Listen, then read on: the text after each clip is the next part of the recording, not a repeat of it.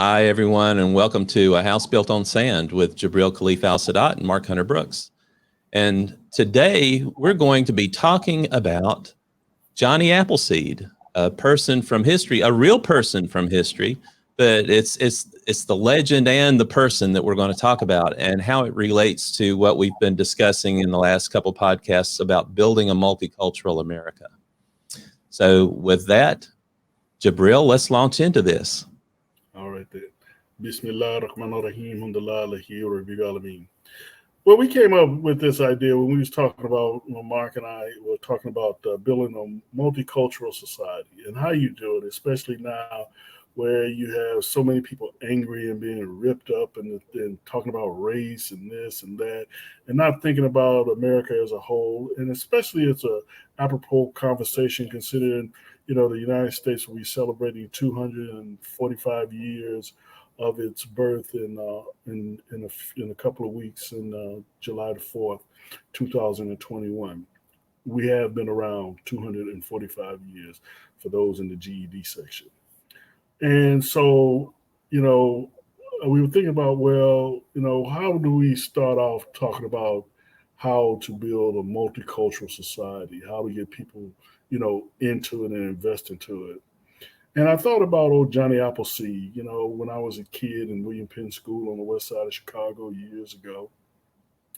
They showed this little short Disney cartoon flick about this guy named Johnny Appleseed with a old Irish tenor named Dennis Day playing the part and singing a song. And if you want to find out, you can Google it. You'll find out. It's a beautiful little thing. And at the time, I didn't know that Johnny Appleseed was a true man, and he was. He was a man who was named John Chapman, and he lived in Massachusetts. He was born in 1774, a couple of years before we declared independence, which is apropos too. And back then, the East Coast of the United States was where the majority of people lived, and anything after the Allegheny Mountains were called the frontier. And one day he noticed when he was 18 years old, he noticed all these people going into the frontier, right? They were going into the Midwest, what we now call, the Western Pennsylvania, Ohio,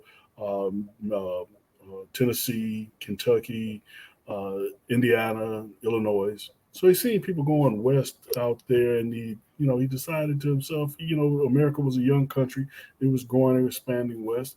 And he decided he wanted to go west too. He was working in an apple orchard at the time. But he said that, he wasn't a real bulky man. He was kind of a scrawny little guy.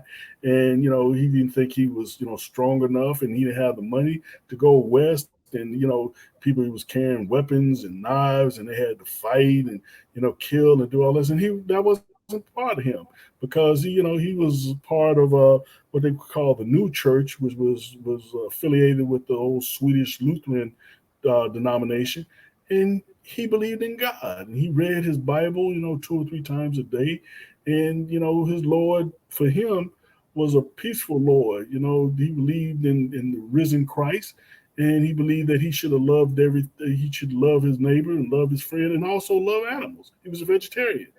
So he didn't believe he should have hurt. He wanted to hurt anybody, but he knew if he went west, he would have to protect himself, and maybe he would end up having to hurt somebody. And he said he had talked himself into not going out west, but eventually he had an epiphany, and he decided. He said, "Yes, let me go out west." And all he did was he took a bag of apple seeds with him, and he took a old pot that he used as a hat and put it on his head, and he went west, and he walked, and he planted seeds, he planted nurseries, not orchards, he planted nurseries, all through the Midwest, and he preached. He was a missionary, and a lot of the Native Americans that met him thought he was touched by the Great Spirit, and he converted them because they seen a man that didn't come to take anything away from them. He lived amongst them. He didn't eat meat. He wasn't violent, and he preached the gospel of Jesus, and he preached about love, and he preached about trying to get along and he converted a lot of Native Americans that way. So not only was he an ambassador, but he was almost like a mystic too, because it was his great faith that propelled him and sustained him during those hard times. You know, they always tell a story about Johnny Appleseed about one time he was in this drizzling rain and the rain was coming down and he was walking in the woods and he didn't have any place to go and he seen a cave. So he went to the edge of the cave and he hit the rocks together and he made a flame and he took some twigs together, wrapped it around a branch, and he looked in there and he seen a mother cub, a mother bear in there, mother grizzly in there with a cub. And instead of going in there and trying to scare the mother grizzly out and the cub and making a nice warm place for him to sleep, a nice dry place for him to sleep, he decided to sleep at the edge of the cave in the rain to not disturb the mother grizzly and her cub. This was the kind of man he was, you know. And he took this loving attitude and he planted seeds all through the Midwest. And that's what we have to do too. If we want to live in a society that knows its history, because you have to know your history, that knows its history, but not defined by your history. You know, That's a good point. That your history is not shackling you. The past is the past. It's not coming back. Only one good thing the past is for us to learn from it, so you won't make the same mistakes. That's the only good thing the past is about. That's why we study history, so we can move forward and not be the same idiots that we were in the past. Period. That's true. But it has to be the correct history that we learn. It can't be a whitewashed version of history. Yeah. And history does not affect you as an individual as we build this society. We have a societal duty and we have an individual duty. Just like we have free will and we have a destiny. Free will works within the destiny that we live this normal human mortal life. Just like our individuality works within this society, larger society that we live. So years ago, when I learned about slavery, did I feel bad? Yes. Did it make me feel ashamed? No, because it didn't happen to me. I felt bad because it happened to my ancestors. It didn't affect me as a person because I knew that in spite of whatever barriers I had, that I was going to keep pushing forward. That was an individual decision. There's nothing in the past, my individual past, that I hear about in history that's going to keep me from moving forward. Period. And that's how we have to understand it. As individuals, whatever group or tribe or whatever we say we in, we have to be like Johnny Appleseed. We have to sow the soul. We have to sow the roads. We have to walk down the roads, and we have to plot seeds in it. Seeds of understanding, seeds of empathy, seeds of love, seeds of joy, seeds of happiness. And watch the crop grow. It might not grow in our lifetime. It takes a long time for a tree to grow. But it'll grow for our children, our grandchildren. It'll be fruit that is sweet and not bitter. And this is how we have to live our lives. You know, we have to want to plant the seeds for sweet fruit. Now, we can plant the seeds of bitter fruit. We can do that too. It's been done before in our history. And that's important. But look what happens when we do that. Civil war happens. Death and destruction happens. Heartache happens. Pain happens. You know, when we plant the seeds of bitter fruit, we have Reconstruction, but then all of a sudden we have Jim Crow after Reconstruction. How do we want to live our lives? Do we want to live it as human beings? Because we're all human beings. No one person is better than the other person, regardless of ethnicity or how much melanin you have in your skin. That's all biology. Yeah. We need to get away from 500 years of bad eugenic science. And it's hard to do that, but we need to do that. And not only build a multicultural society inside America, we need to build a multicultural world. You know, before the European Renaissance and before the European Enlightenment, there was no such thing as race. When people used to talk about race, they talk about what tribe you come from, what family you come from. It wasn't about what color you are, and that's superfluous anyway. That's what race used to mean. What family you come from? What's your tribe? That was your race. Yeah. That's it. It wasn't some pheno group that you belong to. You know, that came along with the Enlightenment. And it's funny how during the Enlightenment, we got these pseudosciences like eugenics, and racism came in during the Enlightenment. See, we have to deal with these contradictions, you know, to move forward. You have enlightenment and you have racism. You have freedom and you have slavery. You can have one of the both. It's this disassociation, but you can have both at the same time.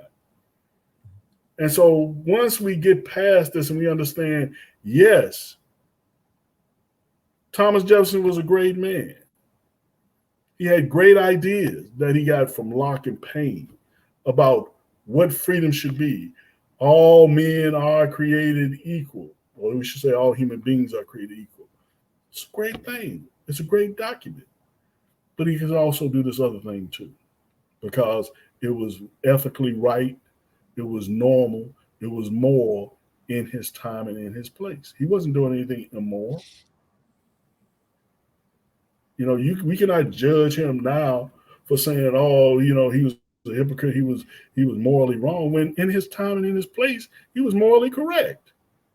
Matter of fact, if he had all that land and didn't have slaves, somebody would say something was wrong with him.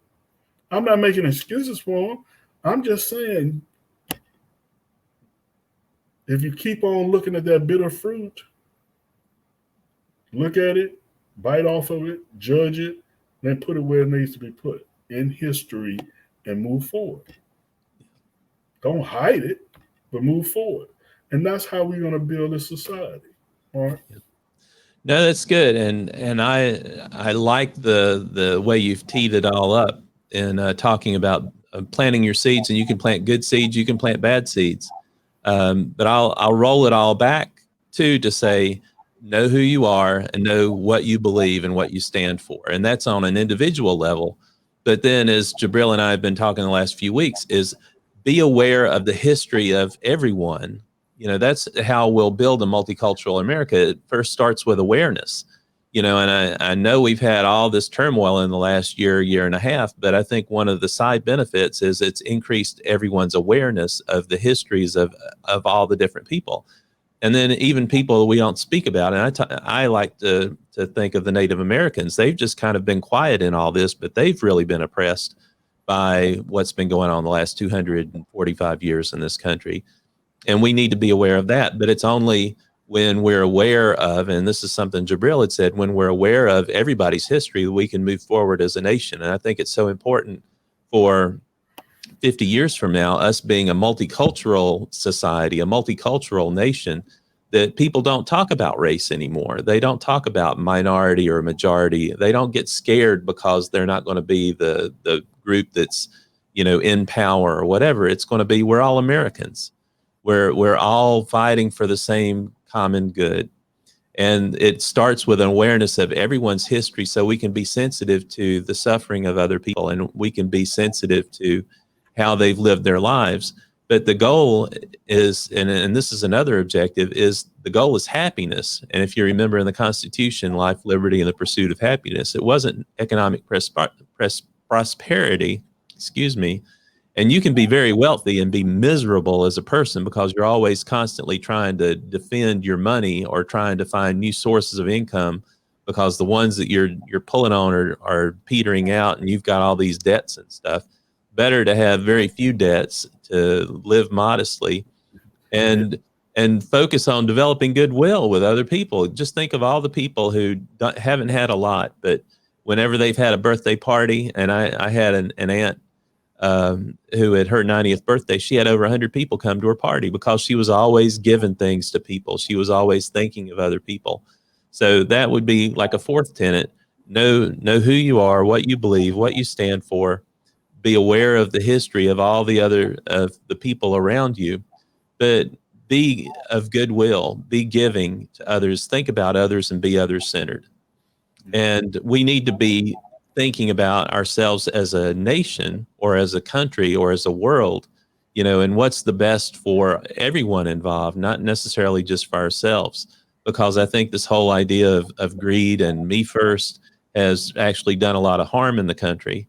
Whereas, if we think about each other, if we think about the common good, we think about the community, that will help bring us together. And that's one of the things we need to focus on when we think of ourselves as a multicultural nation. And look 50 years out, look beyond your lifetime.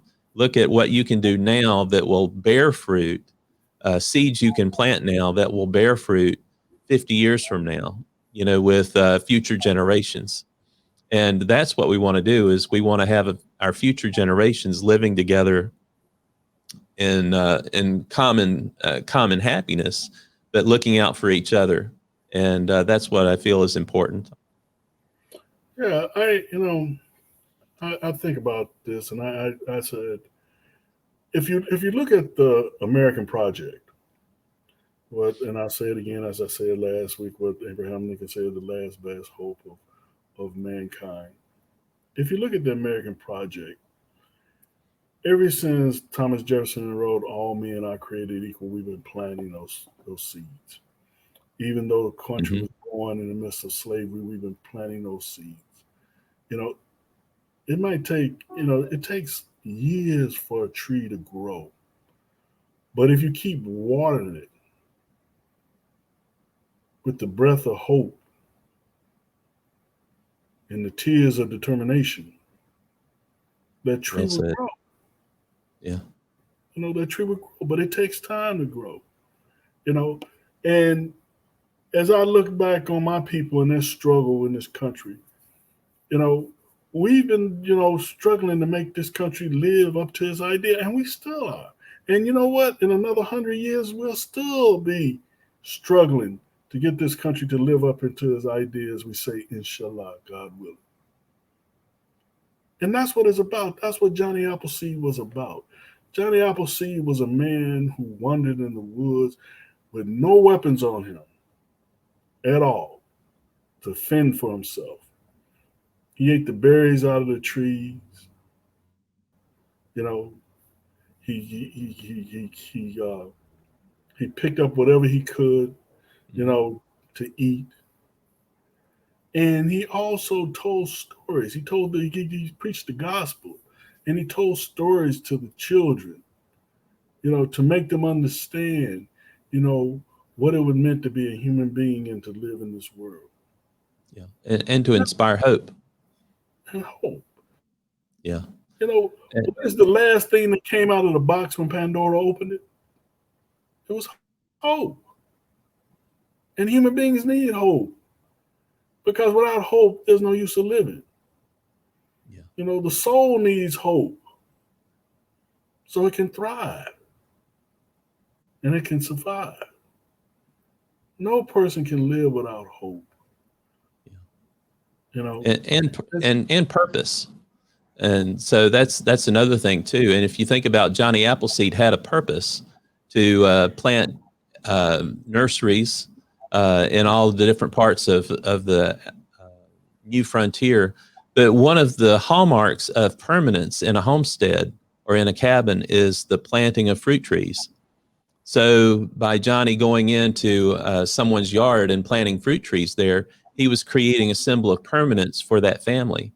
So he was creating hope, but he was also creating, seeds, good seeds, to say that this family's going to be permanent.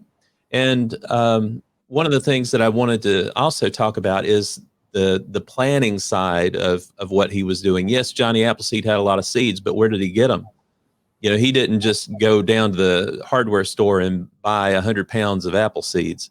He got them from the refuse, excuse me, of apple cider mills. When they were making apple cider in the fall, they would throw out the apple cores after they had pressed them to make the apple cider, and he would pick the seeds out of the cores, and then he would save them, and then the following spring he would go out and plant them. And so that was part of the planning. Is it takes time. There's time and preparation that you have to do, things that you have to do to make the soil fertile for your seeds to fall into. And you've seen that in scripture that's talking about seeds and falling in fertile soil or falling in hard soil. But it's true. You need to spend the time to make the soil fertile, to till the soil, if you want to say. And I like to think of I'm a book author. I haven't sold a lot of books, but I know people who have.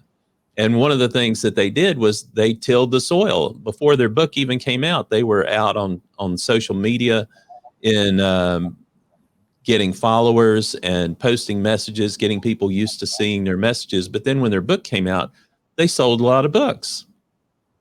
And it was important for them to make the soil fertile beforehand in order so that when they planted their seeds would grow.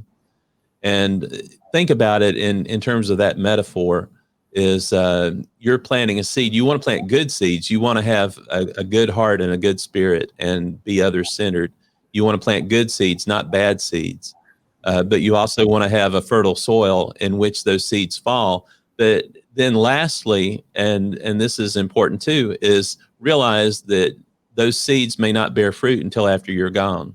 So think of things that are bigger than yourself in what you're trying to do, so that you'll be giving hope to people and future generations by saying, we're planting these seeds now so that they will bear fruit in your lifetime. When you are leading the country, when you are leading the world, leading the community, you'll have these seeds that were planted years before that are coming to fruition. And that reminds me of a story. I want to say it's from Europe. A group that was trying to decide how to replace the roof of a cathedral.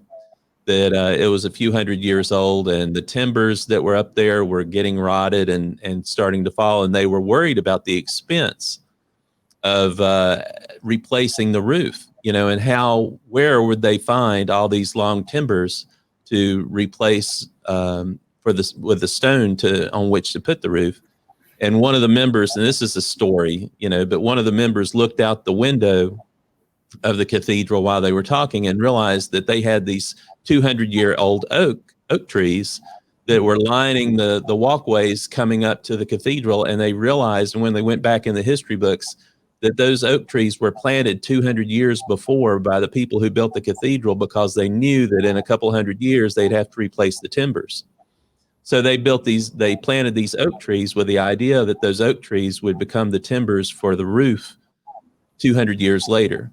So that's planning. And think about the planning that goes into planting a seed. And that's what I wanted to impart as well. And not only for your personal life, your family life, your community life, but for the life of a multicultural nation. Think 50 years ahead. What is it going to be like? What do you want to see? What can you do now that's bigger than yourself, that will come to fruition after you're gone, that you can participate in now, that will make a difference later on? Exactly. As Marcus was saying, we looked at, Johnny Appleseed in the micro sense, right? The individual man, what he did, how he moved during the Midwest, how he set up all these different apple nurseries and stuff like that. But what I really wanted to use him for as a metaphor in the macro sense, right? That you can be the Johnny Appleseed of your life. You can go out there and you can plant all these good seeds of joy, of happiness, of brotherhood, of contentment. And you can watch your nursery grow, and that's what this is all about. This is just a metaphor for how we can build a better society, how we can get our spirits in line, We're trying to do the right thing to make it easier for us to live together as a people. You know, it takes time to come together. It's just like when you first get married. You know, you take two strange people, which that's why I always think marriage is a weird institution anyway, but you take two strange people and you put them together and you say, live together. Well, you know, I got my ways, she got hers. I don't know her ways, she don't know mine. You know, I like folding up my clothes to the right. She like folding them up to the left. You know, I like rolling up my underwear. She like boxing my underwear. You know, how do I supposed to live with that? I like I sleeping thought on you the were going to right. talk about rolling the toilet Uh, paper over or under. yeah, That's the one that yeah. causes more divorces. I like rolling it over and over, and she like rolling it under. But then, you know, what am I supposed to do? I like sleeping on the right side of the bed. She likes sleeping on the right side of the bed. You can't have all that, you know. Somebody got to sleep on the left side of the bed. That's how it is, you know. Life, if you're at work, if you're at school, if you're playing on a team, when we talk about social gatherings, it's about getting along. And how do we get along? Like Mark was just saying, preparation, planting those seeds. You know, the seeds either gonna come up to be fresh air or gonna come up to be a stew. Yeah. And that's one of the things we should look forward to. Think of things bigger than yourself that you can become involved in and that you can support, that will be there and be around long after you're gone. And that's one of the side things that we could think about as we talk about this multicultural America. What's going to be out there for our great grandchildren 50 years from now? Yeah, I mean, and that's all you know. And the biggest thing about it is not only love yourself, but love your fellow human beings.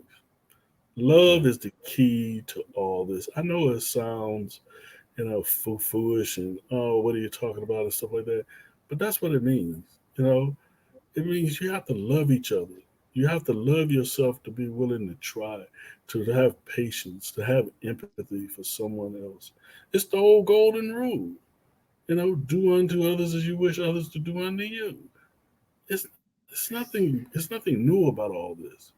How do we live in a society together? Is that we see each other as loving human beings.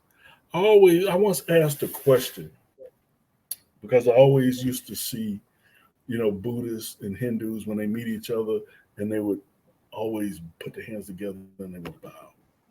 And I was like, you know, what is this? You know, is this just a new way of saying hello? You know, we'll wave or we'll shake hands or whatever.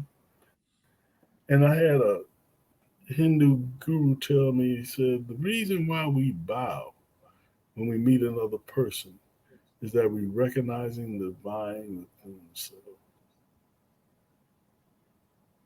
There you go. Yeah. All right. Yeah.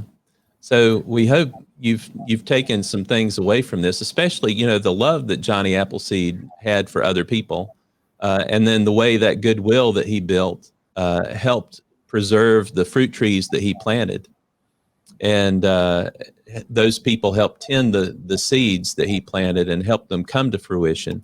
That's one of the other side benefits of love as well. But we hope you've taken that part of the Johnny Appleseed story and embodied it in your own life as well. Is think of the love for others. And take small steps. Nobody's telling you to take a big bite or go out there and try something or go out there and try to be a hero right away. I mean, take small steps. Take little things. Do little individual things that show that you care about someone else. Especially try to find somebody who's not like you, who's different from you, and try to understand their lives and their pains and their sorrows and their happiness and their joys. You know, and understand the humanity of all of us.